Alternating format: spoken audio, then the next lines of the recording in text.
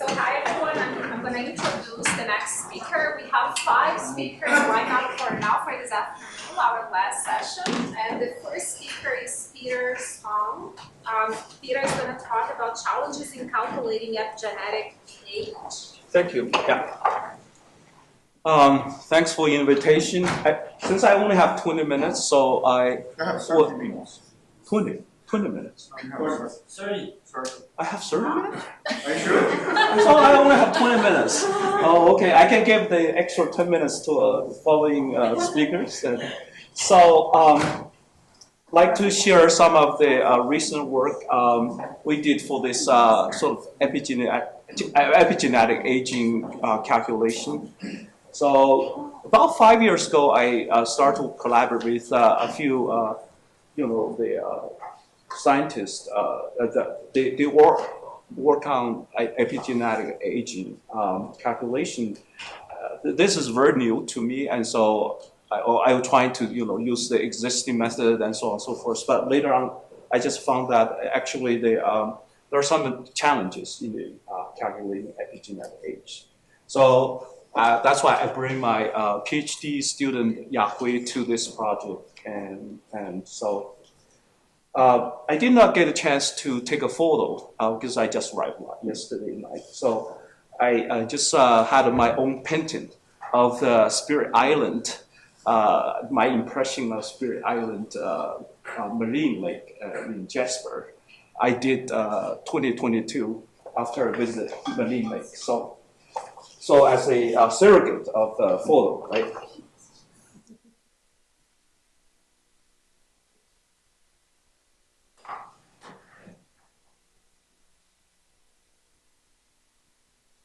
I can use this. So you know that aging is responsible for many diseases, like cancer, Alzheimer's, diabetes, and numerous chronic disease. You barely see those diseases for young people, young adults, or children. But when people are aging, that you start to see a lot of those diseases. And so understanding aging is very important as part of this understanding of those very difficult advanced diseases in the study of human health. So of course, aging is inevitable. After birth, the clock is ticking. So we're getting older every day. So, but the aging process is very heterogeneous across subjects, right? So, for young people like around 20 or 30 or so, it's hard to tell the difference among the individual in terms of aging. But if you look at like age 70, right, you see a lot of difference. Some people can still run marathon, and they're very energetic, travel all over the world, they give talks, and they continue to support students and do a lot of physical activities, right? Some people still have some diseases, and some people cannot even move much. So the aging is really heterogeneous when people are getting older.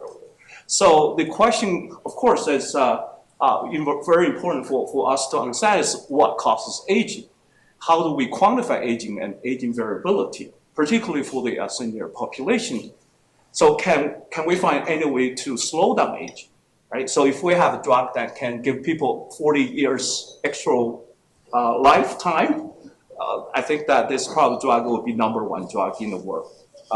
But how make even this aging process invariable, and how we're going to have a successful aging, how we're going to manage aging. So there are a lot of fundamental problems that highly related to the quality of life. Yeah. So of course, chronological age is the fundamental way to measure aging. So every day you celebrate your birthday, you're 1 year older. So that's very typical way to understand the chronological age. Of course, that biological age is a little bit different. It has the manifestation in different aspects, like appearance, like I grow gray hair when we like 50 or so, right? So this is programmed and all biological process. A cognitive function, and the stress and dental and so on and so forth. But recently that there's an emerging field about epigenetic aging. This is the research field that attract a lot of sort of research activity, and NIH found a lot of this sort of research projects related to the quantification and analysis of the cellular evolution of age. So you know that this whole sort of epigenetic aging started with this very famous Nobel Prize, sort of in 2019, given to 3 American physicians, right? They discovered this very important phenomenon about telomere shrinkage during the cell division. So telomeres are really the ends of the chromosomes, right? So when cells sort of divide, then the length of telomere shrink over time. So you can say that the telomere becomes shorter and shorter over the aging process. So that's very important sort of discovery. And this discovery is significant so that they're awarded for the Nobel Prize in 2019. The problem here is that this shrinkage is very slow. If you have NIH funding for 5 years, you barely measure this variability or change. So it's very hard to have statistical power when the variable change is very small, right? In the magnitude of change is very small. So that's why people are trying to always think about what other aspects of the cellular revolution can provide something similar to this telomere shrinkage, so that we can study the aging at the molecular level, right? So that's a very important problem. So that's why people start to look at methylations, CPG islands, right? So because we know that the cellular revolution and reproduction can be somehow reflected by the change of methylation. And the change of methylation can be affected by environmental stress and social stress and other exposures. So people are very interested in how to use methylation data, methylome, to really quantify the aging process to sort of as a substitution of this telomere shrinkage. So, I mean, this becomes really a statistical problem. Like, so how do you build up a clock or prediction model to really, calculate the biological age? And the first one is coming from this very famous paper by Professor Horvath from UCLA, and he called this multi-tissue biology clock, published in Genome Biology. And now the citation, I think, is over 7,000 or something like that. It's the foundational research paper in this field. What he did here is really just, using the methylation data and put them into 2 parts, and then you do some sure independent screening and do this penalized regression, using the elastic net penalty, and do, cross-validation for tuning, and then finally, he used like 353 CP sites discovered through this process, and then create a prediction model. And that model was validated by many different types of tissues and cells, and becomes sort of benchmark in the very beginning of this sort of field. I mean, after that, there are many other types of the epigenetic clocks created. They're all prediction models using different phenotypes in the training of data or the prediction model to build up prediction model. Nowadays, there are over 300 such clocks, right? So there are many of those. One of those is this PAC-BE, which is the biological clock, particularly developed for pediatric population. Okay, I will talk a little bit more after that. So of course that you will say that here is your DNA methylation age calculated by one of those prediction models or clocks. And then you have your chronologic age. They are somehow aligned each other, but they're not identical, of course. And then you can say some, oops. You can see some difference here. For example, this biologic age is older than the chronologic age is older than biological age, so that this is defined as age acceleration. Okay, so on the population level, you're supposed to be at this one, but your actual age is older than that. There's an age acceleration. So they define this notion or concept of age acceleration as part of this aging research in epigenetics. So I will talk about a few challenges in the calculating epigenetic age. I prepared 3. Maybe I only have time to talk of 1, maybe 2. Let's see. Just stop me after when my time is open. So the first thing is, how do we do refinement of epigenetic age? So the problem here is technology advances that the resolution of the chips, right, array to capture the methylation improves over time, right? So the scientists already estimated that the methylome contains approximately 29 million CpG sites, and the early beta array, this illuminate array covers close to 500,000 CpG sites. That's the data used about 12 years ago by Professor Howard to build up the first biology clock. Of course, that this coverage is not ideal because compared to the whole genome coverage, the 29 million CpG site, and people always want to make improvement. Now, the data we have collected about 3 years ago is use this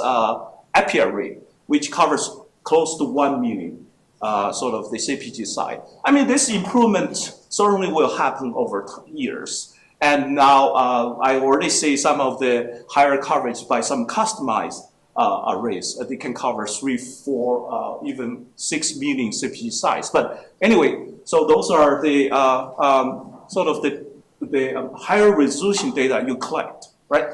But the original biological clock, like Howard's clock, was developed based on lower resolution data. Okay, so here are 2 sort of the growth genes we studied, right? Both are on chromosome 11. You can say that there are additional CpG sites measured using this EPIC array. And so the question here is, now you have higher resolution data, close to 1 million, but the original model was developed on the lower resolution data, about 500,000.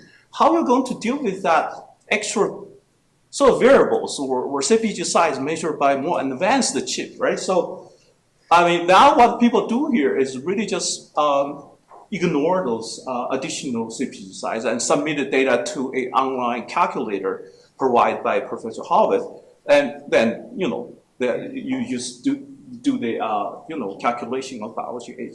But the question here is, can we find a way to refine this sort of existing clock derived from low resolution data so that we can enjoy the improved data quality, right?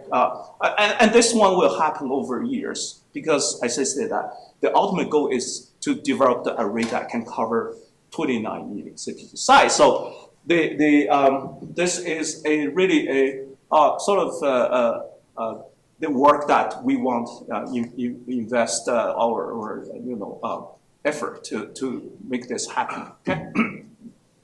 Also, that now besides validate your biology clock by chronological age, as you showed that, this concordance.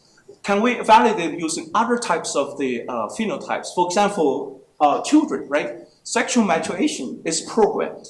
So if you want to calculate biological age for children, pediatric population, like during the adolescent period, this can be validated according to the timing of sexual maturation, okay? And height growth.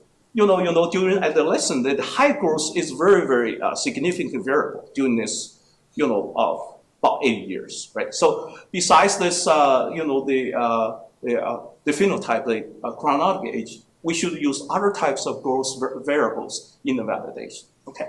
So in the following, I'd like to use a simple example to illustrate the procedure that we did. I mean, I do not have simulation. I just want to tell you how data we analyze using this the procedure would be like. So back to this PET-BE clock, right, which is the clock that was derived particularly for the pediatric population, using this 450K, use the buccal epithelial cell samples, about 22,000 children from 11 independent cohorts. And so this is the one that they using this elastic net penalized regression. This is like 94 CPG site to build up this clock. Okay. So our idea of doing this the refinement to utilize higher resolution data is really using this convolutional neural network architecture. So what we are thinking here is, first we have to respect this existing clock, because this clock has been used by many scientists. There are thousands of papers published based on the predicted age from those clocks, right? So this the clock is something well established in the community. So we're not going to build a new clock, right? So it's hard to be acceptable by scientists when they use the one existing clock many times, and they have seen a lot of published result. So based on that consideration, that we're thinking that why not we just use this architecture to set this layer as the layer that has been selected by a given clock, the PET-BE. I say that PET-BE has 94 CPU size, so we'll purposely set this layers here. Of course, our data has much more information and variables. So we're thinking that can we just do the refinement from the bottom layer then to this the final layer given by the PET-BE. So this is different design of seeing, and because seeing this is latent layer. But we're thinking about this architecture is very natural for us to think about how do you integrate this high resolution data and the selected variables by a given clock. So we respect what has been developed in the literature, and we're trying to see what we can do use this architecture to refine the the information flow from the high resolution data to this level, so that we can improve the clock. Okay? So let me just, the advantage of using seeing in here is really seeing is very adaptive, right? If you use neural network, you know that this non-parametric regression model is very adaptive. Okay, so then, so that this adaptiveness can help us to develop a transfer learning mechanism to do that, right? Because the population you're trying to study may be different from the population of training data. So you like to do a little bit adaptive calculation or calibration there. Otherwise, because the neural network has those neurons, right? So that can give you some interplay among the variables. Unless the next net, right, is based on really just linear regression model. Now you have neuron, right, you have layers into this, then it can give you a lot of interactions between this, CPG size. And this is something like black box, but somehow it happens organically inside of the neural network that hopefully can help you to improve some of the prediction, right? So that's something we're trying to think about at the adaptiveness and this sort of the higher order interactions. Another thing is that because this has a existing package that we, the PyTorch, that we can directly use the computing power to achieve this. We don't need to start everything from scratch. So that's what we're planning to do. Okay, here is the example. Okay, let's say we are going to stick on this 94 CPG size, then we map back which genes that this 49 CPG sites are associated. Okay, because now we measure a lot more CPG sites for those genes, so we want to bring all of them on the table to sort of refine our clock, right? So, so what we're trying to do is more like transform learning. So this W0 is the coefficient reported by PAT-BE. So this is published. You know those values. If you do not do anything, those values will be used to multiply the 94 CPG size. Then this is actually predict the age that you have. But now we're thinking that, well, maybe we can do a little bit of refinement to for a given population. This is the idea of transform learning. And then you bring some new CPG sites that have been collected by this, more advanced chips, and say what contribution those new CPG sites would be in the refinement of this. Okay, so there's an enrichment and there's transform, okay, together. So what you're trying to do here is really just put this layer 94 variables as the last layer of this CNN, and then you build up this architecture using the CNN, and you just train this, okay, and using this neural network standard package. And what we're trying to do here is do a little bit, this sequential sort of stepwise regression idea. Okay, sequentially examine this 94 genes, and then which genes can be modified in terms of their CPG size, and then how the modified version can help us refine the clocks. So here's the result. Very simple idea. Okay, so if you just use the existing PAT-BE clock, right, for this. The children in our study, they are all adolescent between age of 18 from the element cohort. So here is the predicted age. So this is this is a predicted age. This is the chronological age. Okay, you can see that predicted age is clearly underpredict the chronological age. If they are really match together, then you should have points around here, right? Then you can see that this prediction is not very good. Okay, so you can clearly see that PAT-B is not very good call.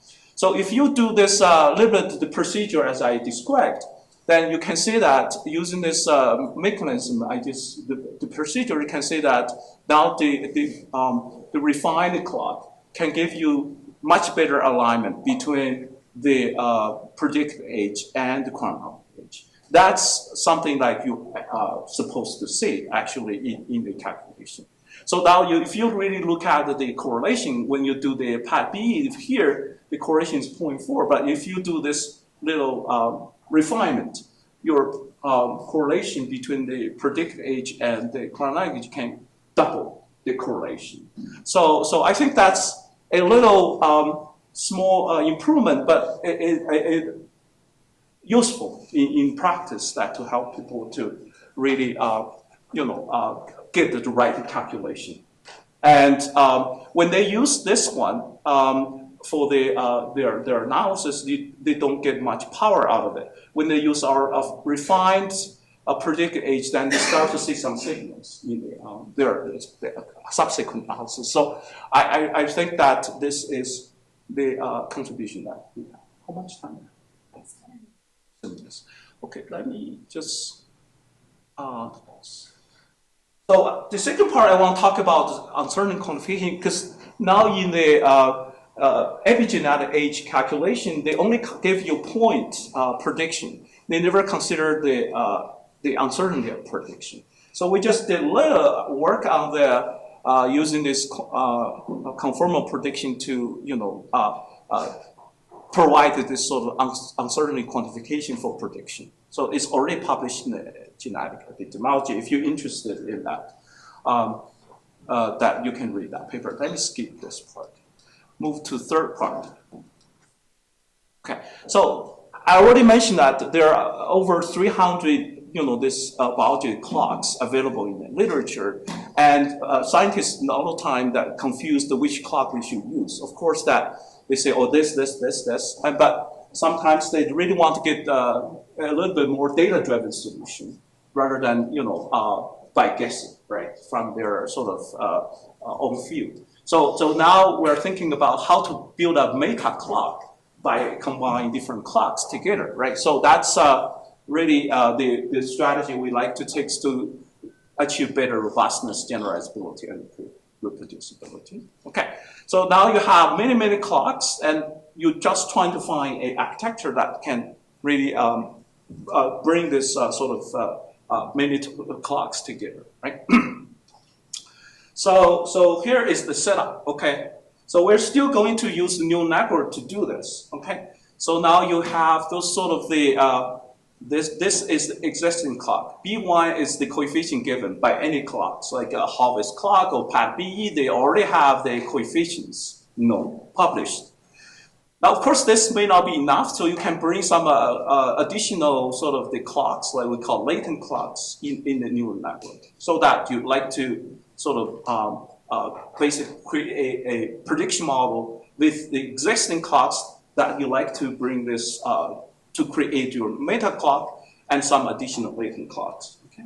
So here is the neural network that we're trying to build up. So here is the nodes that are representing existing clocks that have the existing structures because they're all published. But you also want to bring some latent clocks where you want to see what the part that the existing clock cannot explain, right? So you just bring some sort of the latent clocks into this.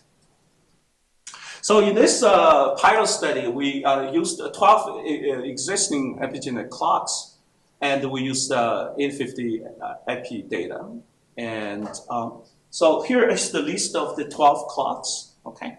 So the name of the author, name of the clocks, and which year this clock has been built up, and which tissue or cell types have been used, and the age group, and the method, which method used. If you look at this, they all use ExnestNet. Because the first clock used the ExnestNet to build this prediction model, and all the following work in this field use ExnestNet to build up the prediction model. I told Hui Zhou, I said, well, your GleamNet software plays a very important role for biologists. Really just use your toolbox to build up the prediction model. So that's great contribution by statistician, right? So this is something they're trying to achieve it. So then there's a number of this select the CPG size for each of those clocks. So 2 minutes. 2 minutes, okay. So then here is the result. So then for the proposed meta clocks, if using this neural network, I just ignore all the technical details. It's relatively straightforward to do that. So you can have this sort of the prediction error, okay?